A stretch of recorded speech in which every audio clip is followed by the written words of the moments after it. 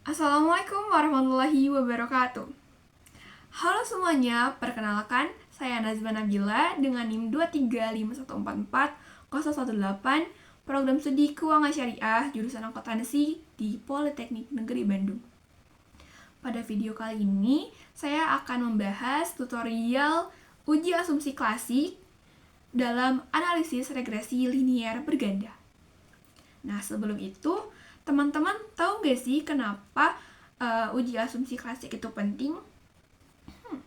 Jawabannya karena dalam analisis regresi, kita tidak hanya ingin menemukan hubungan antar variabel, namun kita juga harus memastikan bahwa hasil regresi tersebut itu valid dan juga dapat dipercaya. Maka dengan adanya uji asumsi klasik ini, kita dapat memverifikasi bahwa model regresi kita ini dapat memenuhi persyaratan statistik yang diperlukan atau tidak. Nah, kemudian dalam uji asumsi klasik ini terdapat 4 tahapan. Yang pertama adalah uji normalitas, yang kedua adalah uji heteroskedastisitas, yang ketiga adalah uji multikolinearitas, dan yang keempat adalah uji autokorelasi. Nah, pada video kali ini saya akan membahas bagaimana caranya dan juga bagaimana caranya jika apabila data tersebut hasilnya tidak berdistribusi normal, dan juga bagaimana cara mengobatinya apabila hasil datanya itu terjadi heteroskedastisitas, terjadi multikolinearitas, dan terjadi autokorelasi. Dan bagaimana cara mengobatinya? Kita simak video tutorialnya. Kita langsung saja. Kita buka Excel yang berisikan data variabel.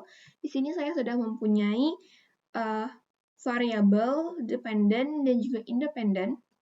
Yang pertama adalah variabel dependent di sini adalah ROA, dan variabel independent di sini adalah inflasi dan juga BI rate. Kita langsung saja kopikan seluruh data kita dari awal hingga akhir. Ctrl C. Dan kemudian kita buka SPSS.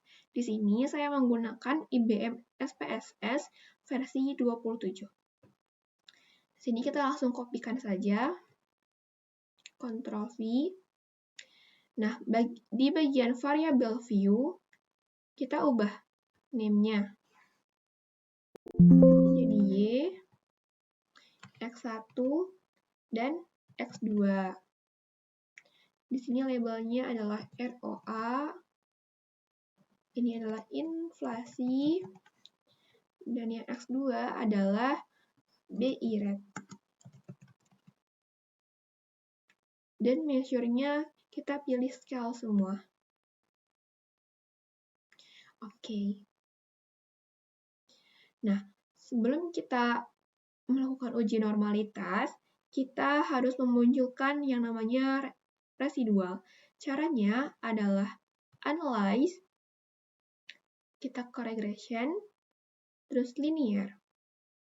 Variabel Y atau ROA kita pindahkan ke dependent, dan X1 dan juga X2 kita pindahkan ke independent. Kemudian kita klik save. Nah, pada bagian residual, kita centangkan unstandardized. Kemudian kita continue, lalu klik OK.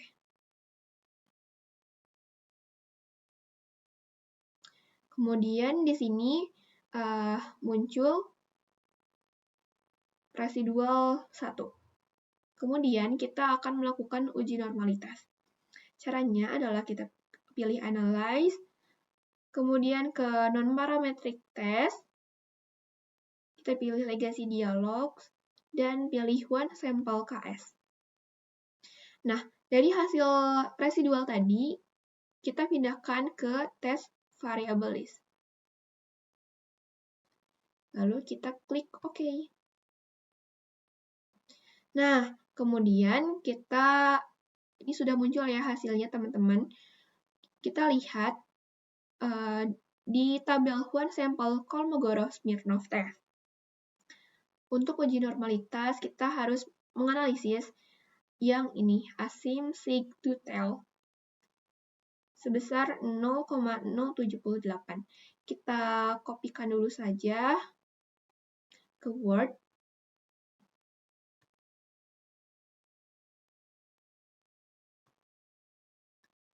Nah, di sini saya sudah mempunyai hasil uji normalitas, yaitu dari one sample Kolmogorov-Smirnov test, yaitu sebesar 0,78.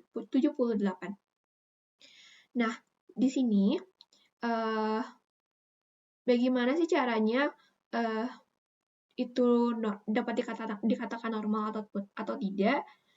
Nah, jika nilai probabilitas sig tutelnya di atas 0,05, maka dapat dikatakan datanya terdistribusi secara normal. Dan jika hasil signifikansinya kurang dari 0,05, maka datanya dapat dikatakan tidak terdistribusi secara normal. Nah, kita analisis. Di sini nilai sig tutelnya adalah 0,078, yang artinya lebih besar dari 0,05, artinya data terdistribusi secara normal. Begitu teman-teman. Nah, di sini karena tadi data saya sudah normal, namun saya akan memberitahu kalian bagaimana sih caranya bila data tersebut tidak berdistribusi secara normal.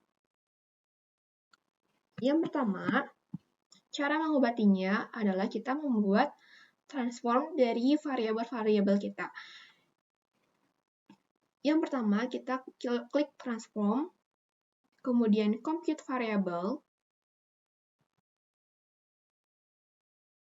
Kita tulis target variabelnya adalah transform x1. Dan di numeric expression, kita ini x1 kita pindahkan ke numeric expression, kemudian rumusnya adalah x1 dikurangi dengan 0,50 dikalikan dengan hasil residual yang tadi,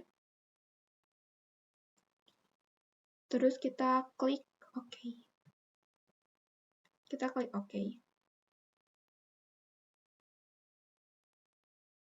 Akan muncul transform x1. Kemudian kita transformkan lagi yang x2. Caranya sama seperti tadi, transform compute variable, target variabelnya kita ganti jadi x2, numeric expression-nya rumusnya sama, hanya saja variabelnya yang diganti. Jadi x2 dikurangi 0,50 dikali dengan residual 1. Kita okekan.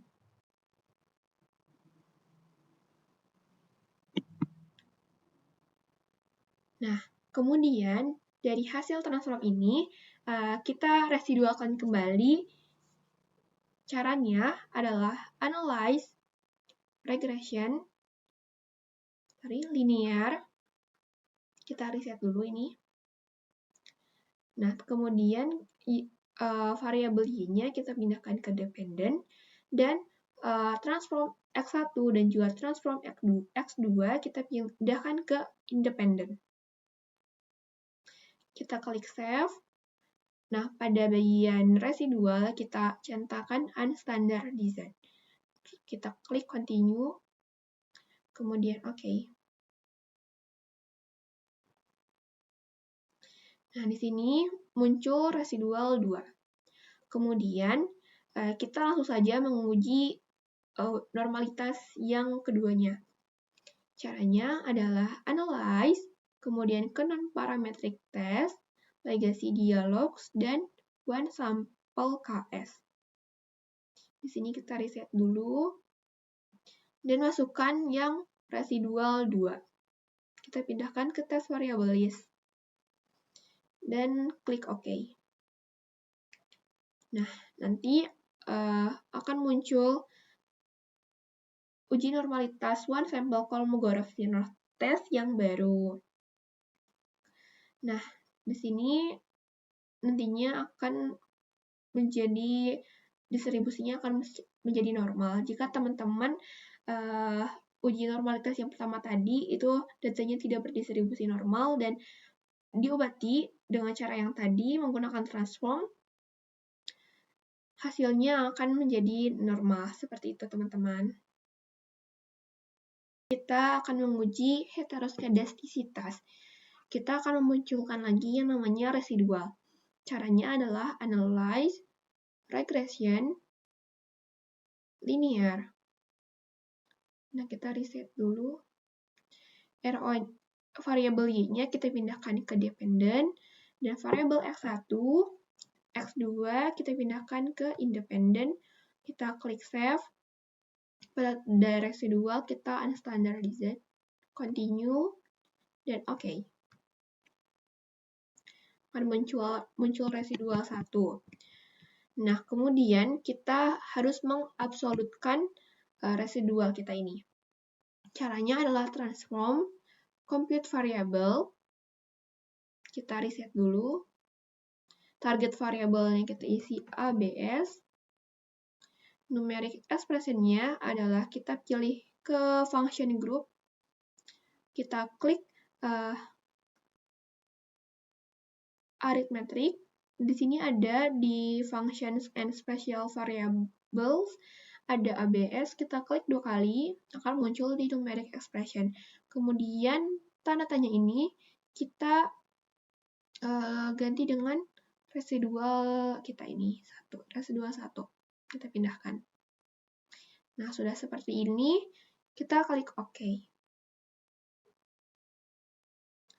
Nah, di sini sudah muncul ABS atau absolute. Kemudian kita langsung saja ke uji heteroskedastisitas. Caranya adalah analyze, regression, linear. Nah, variabel dependent-nya kita ganti menjadi ABS. Kemudian dan variabel X1, X2 kita pindahkan ke independent. Nah, setelah seperti ini, kita klik OK. Nah, kita bisa melihat hasilnya pada tabel koefisien. Di sini ada nilai signifikansi dari X1 dan juga X2, yaitu sebesar X1-nya sebesar 0,176 dan X2-nya itu sebesar 0,766. Nah, kita kopikan saja, Ctrl C. Di sini saya sudah mempunyai hasilnya. Seperti ini. Nah, jika nilai probabilitasnya atau signifikansinya kurang dari 0,05, maka terjadi heteroskedastisitas. Apabila jika nilai signifikannya lebih dari 0,05, maka tidak terjadi heteroskedastisitas. Nah, karena di sini hasil data saya pada X1 dan juga X2 lebih besar dari 0,05, artinya tidak terjadi heteroskedastisitas. Nah, teman-teman, apabila data kalian hasilnya adalah hasil probabilitasnya adalah kurang dari 0,05, yang artinya terjadi heteroskedastisitas, di sini saya akan memberitahu bagaimana cara mengobatinya. Kita buka lagi SPSS kita. Nah, kita harus mentransformkan lagi variabel X1 dan juga X2. Caranya adalah transform, compute variable. Target variabelnya kita ketik menjadi transform X1 di sini. Numeric expression-nya kita pindahkan variabel X1 ke numeric expression, kemudian dikurangi dengan 0,50 dikalikan dengan hasil residual yang kedua. Kita pindahkan. Kita klik OK. akan muncul transform X1. Kemudian kita mentransformkan X2, caranya transform compute variable, kita ganti saja menjadi X2.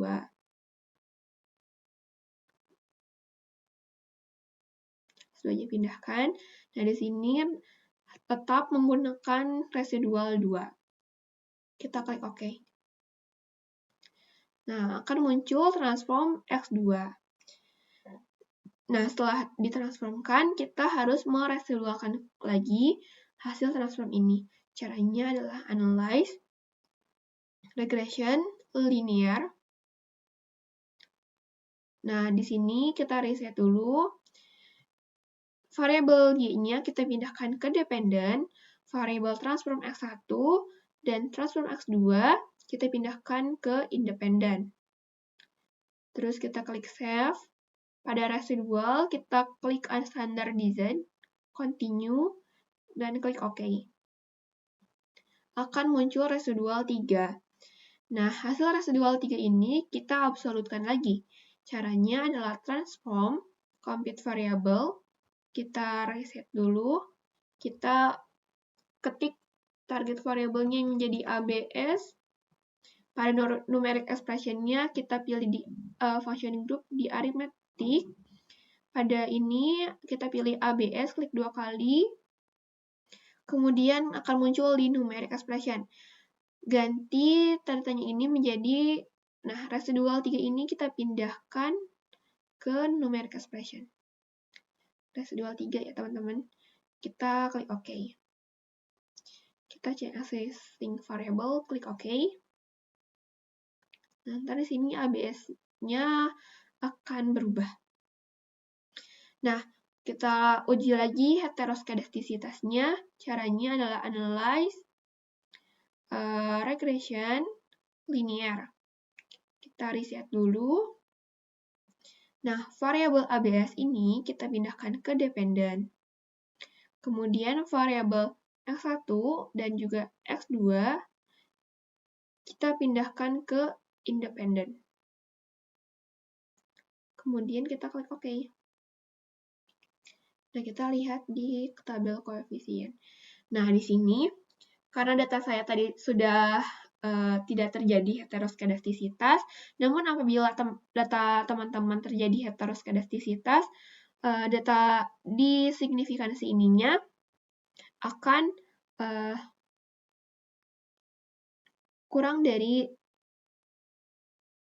akan lebih besar dari 0,05, seperti itu teman-teman. Maka tidak terjadi heteroskedastisitas, seperti itu. Nah, kita lanjutkan, kita kembali lagi ke SPSS-nya. Kita akan melakukan uji multikolinearitas. Nah, pada uji multikolinearitas, caranya adalah kita pilih analyze, kemudian regression, kemudian linear. Kita reset dulu. Nah, variabel Y-nya kita pindahkan ke dependent, dan variabel X1 dan juga X2 kita pindahkan ke independent. Nah, pada statistik kita klik. Kita hanya ingin melihat collinearity diagnosisnya. Jadi kita ini hapus aja checklistnya, kita checklistkan hanya pada collinearity diagnosis. Kita continue, kemudian OK. Nah, kita lihat pada tabel koefisien ini. Kita copy, Ctrl-C ke Word. Nah, setelah di Ctrl-V, kita bisa lihat bahwa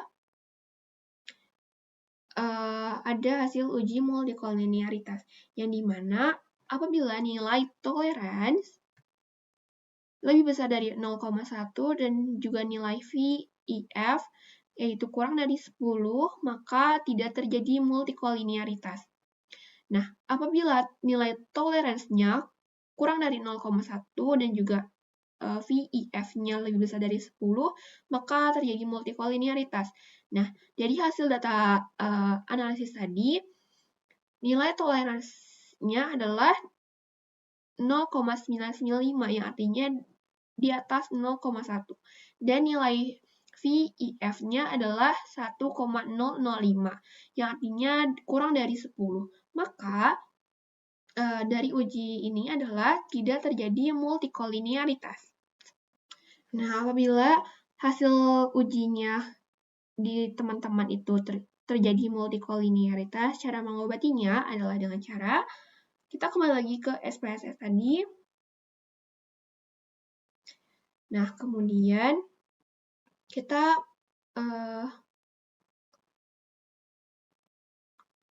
pilih transform, kemudian compute variable. Kita reset dulu. Nah, kita SQRT. Pada target variable, kita ketik SQRT. X1. Nah, numeric expression-nya pada function group kita pilih yang all. Kita scroll ke bawah, cari yang SQRT.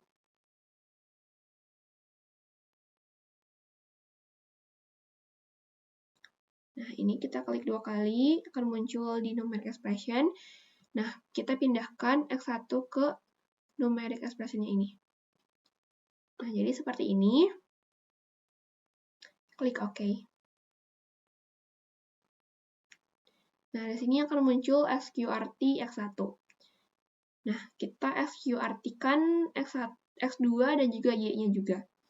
Caranya sama, transform, compute variable, kita ubah jadi X2. Yang satunya kita pindahkan lagi, kita X2-nya pindahkan ke numeric expression, klik OK. Akan muncul SQRT X2. Kemudian kita yang Y-nya, transform, compute variable, kita ubah jadi Y, SQRT Y. Variable Y-nya pindahkan ke numeric expression. Klik OK. Nah, akan muncul SQRT Y. Nah, kemudian kita langsung aja ke uji multikolinearitasnya. Caranya analyze, regression, linear. Kita reset dulu. Nah, SQRT-Y-nya kita pindahkan ke dependent, dan SQRT X1, X2-nya ke independent. Nah, kita ke statistik.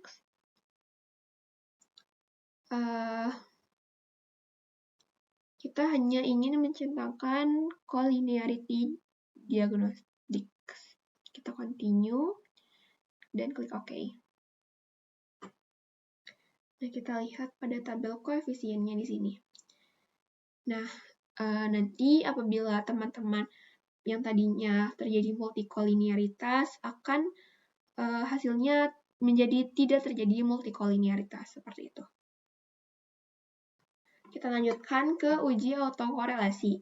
Caranya adalah analyze, regression, linear. Kita reset. Variabel Y-nya kita pindahkan ke dependent, variabel X1 dan juga X2 pindahkan ke independent, pilih statistik, kita hapus ininya centangnya, kita hanya centangkan di residual bagian Durbin-Watson-nya, yang ini. Continue, OK. Nah, akan muncul pada tabel model summary. Kita bisa lihat nilai Durbin-Watson-nya yaitu sebesar 0,483. Kita kopikan dulu saja ke Word. Nah, sini sudah ada. Nah, untuk bisa mengetahui hasil data kita terjadi atau tidak terjadi autokorelasi adalah dengan cara membandingkan pada nilai DU dan juga DL. Nah, maka dari itu kita membutuhkan tabel Durbin-Watson-nya. Kita cari saja di Google. Sini saya sudah ada tabel Durbin-Watson-nya pada alpha 5%. Nah, kita bisa lihat di sini, cara membacanya adalah, di sini adalah banyaknya variabel independen. Nah, di sini tadi data saya variabel independennya sebanyak 2. Nah, nilai N ini adalah banyaknya data kita. Nah, kita lihat datanya ada seberapa banyak. Di sini saya ada sebanyak 60 data. Maka kita lihat di N-nya 60. Nah, di sini N60. N60 di sini adalah K1, di sini K2. Maka data yang saya akan pakai adalah yang ini dan ini. Ini adalah nilai DL, dan ini DU. Kita pindahkan ke Word supaya mudah. Nah, hasil analisisnya adalah Durbin-Watson-nya adalah 0,483 dari tabel Durbin-Watson dengan alpha 5% menghasilkan DU yaitu 1,6518 dan DL-nya 1,5144. Yang dimana nilai Durbin-Watson ini kurang dari nilai DU. Dan nilai Durbin-Watson ini juga kurang dari nilai DL. Maka artinya tidak ada autokorelasi. Maka tidak terjadi autokorelasi. Seperti itu.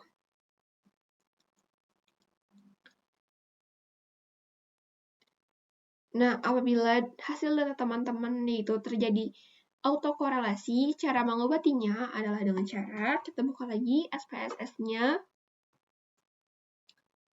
Nah, kemudian kita akan memunculkan yang namanya like. Caranya adalah transform compute variable. Kita reset dulu ini. Nah, pada target variable ketik like x1. Pada numeric expression-nya kita pada function group pilih all, kemudian kita cari like x1. Nah, ini klik 2 kali. Nah, variable x1 ini kita pindahkan ke numeric expression. Dan klik OK. Nah, akan muncul yang namanya like x1. Nah, kemudian kita tahap selanjutnya adalah klik analyze, kemudian regression, linear.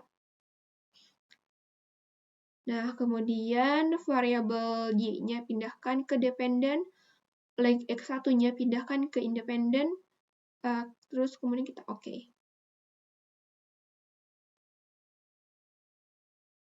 Nah, kemudian hasilnya adalah di tabel koefisien. Di sini ada standar dz beta, like x1-nya yaitu sebesar minus 0,015. Nah, karena tadi hasil data saya sudah tidak terjadi autokorelasi, jadi makanya angkanya seperti ini. Nah, apabila teman-teman terjadi autokorelasi, mungkin akan lebih baik ya. Nah, nanti hasil unstandard dz ini di copy teman-teman, jangan lupa untuk di copy, Ctrl C. Nah, biar nggak hilang, saya simpan di Word sebesar minus 0,015. Seperti itu. Kita udah seperti di copy. Kita akan memunculkan variabel barunya, hasil variabel barunya dengan cara transform compute variable. Kita reset. Nah, kita target variabelnya saya akan menamai x1 new baru.